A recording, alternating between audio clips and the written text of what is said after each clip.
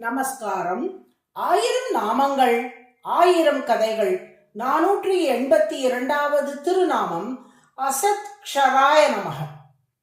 குறிப்பு: ஸ்ரீ பராசர பட்டர் தமது விளக்க உரையில் அசத் க்ஷரம் ஆகிய இரு பதங்களை ஒன்றாக சேர்த்து அசத் க்ஷரம் என்று 482வது திருநாமம் அமைந்திருப்பதாக விளக்கியுள்ளார். மகாபாரத போர் தொடங்கப் போகிறது. எந்தெந்த மன்னர்கள் யாரோடு கூட்டணி வைக்கப் போகிறார்கள் என்பதே அனைவரின் மத்தியிலும் பரபரப்பான பேச்சாக இருந்தது. கண்ணபிரானின் ஆதரவு யாருக்கு என்பது தான் மிகப்பெரிய கேள்வியாக விவாத மேடைகளில் இடம்பெற்று வந்தது.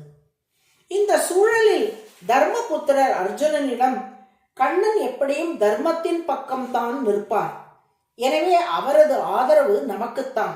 இருந்தாலும் கூட நாம் பகவானிடம் முறைப்படி சென்று அவரது ஆதரவு வேண்டும் என்று கோருவது தான் முறை.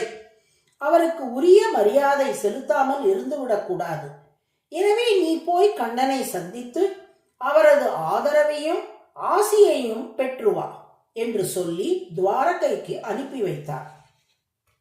மறுபுறம் சகுனி துரியோதனனிடம் போர் என்று வந்துவிட்டால் மானம் அவமானம் எல்லாம் பார்க்க கூடாது. யார் நம் பக்கம் வந்தாலும் அணி சேர்த்து கொள்ள வேண்டும். பாண்டவர்களுக்கு கண்ணன் மாமன் மகன் என்றால் உனக்கு கண்ணன் சம்பந்தி ஆவான். எனவே கண்ணனின் ஆதரவை கேட்டு நமக்கு வாங்கி வந்துவிடு என்று சொல்லிக் கொடுத்து அனுப்பி வைத்தான். அர்ஜுனன் துரியோதனன் இருவரும் துவாரகையை அடைந்தார்கள்.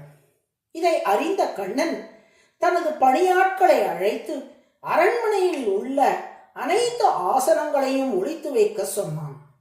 தனக்கே உரிய கட்டிலில் கண்ணன் பள்ளி கொள்ள அவனது தலைமாட்டில் ஓர் ஆசனமும் திருவடி வாரத்தில் ஒரு முக்காலியும் மட்டுமே போடப்பட்டிருந்தன. முதலில் உள்ளே நுழைந்த துரியோதனன் கண்ணன் துயில் கொண்டிருப்பதை பார்த்துவிட்டு, எப்படி இருந்த நான் இப்படி ஆகிவிட்டேன், இந்த மாடு மேய்ப்பவன் விழிக்கும் வரை காத்திருந்து தான் ஆதரவு பெற வேண்டுமோ என்று சிந்தித்தபடி தனது தலைகணத்துக்கு ஏற்றபடி தலைமாட்டில் இருந்த ஆசனத்தில் அமர்ந்து கொண்டான். அடுத்து வந்த அர்ஜுனன் கண்ணன் விழித்து கொள்ளும் வரை காத்திருப்போம் என்று பொறுமையுடன் அடியவன் என்ற முறையில் கண்ணனின் திருவடிவாரத்தில் இருந்த முக்காலியிலே அமர்ந்து கொண்டான். இருவரும் வந்ததை அறிந்து கொண்ட கண்ணன் கண் விழித்து, அர்ஜுனா வா வா, என்ன விஷயம் என்றான். துரியோதனன், நான் தான் முதலில் வந்தேன், என்னை கவனிக்கவில்லையா என்று கேட்டான். கண்ணனோ, நீ முதலில் வந்திருக்கலாம், ஆனால் நான் முதலில் அர்ஜுனனைத்தானே பார்த்தேன் என்றான். இருவரும் கண்ணனின் ஆதரவு யாருக்கு என்று கேட்டார்கள்.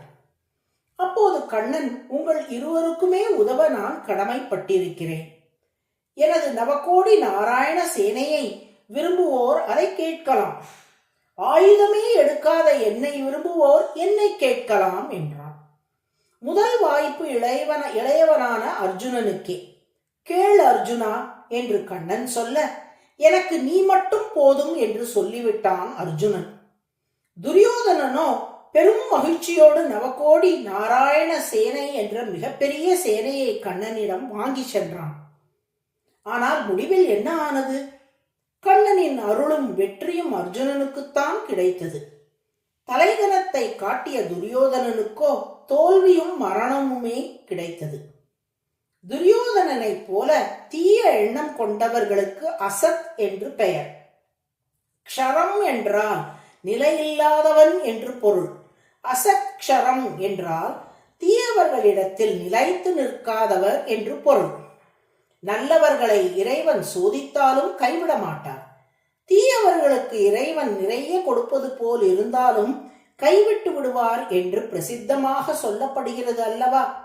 இப்படி தீயர்களிடம் நிலைத்து நில்லாமல் இருப்பதால் திருமால் அசத் க்ஷரம் என அழைக்கப்படுகிறார். அதுவே சகஸ்ரநாமத்தின் 482வது திருநாமம். அசத் க்ஷராய நமக என்று தினமும் சொல்லி வரும் அன்பர்களிடம் திருமால் என்றும் நிலைத்திருந்து மனதில் உள்ள தீய எண்ணங்களை எல்லாம் போக்கி அருளுவார். நாராயண நாராயண.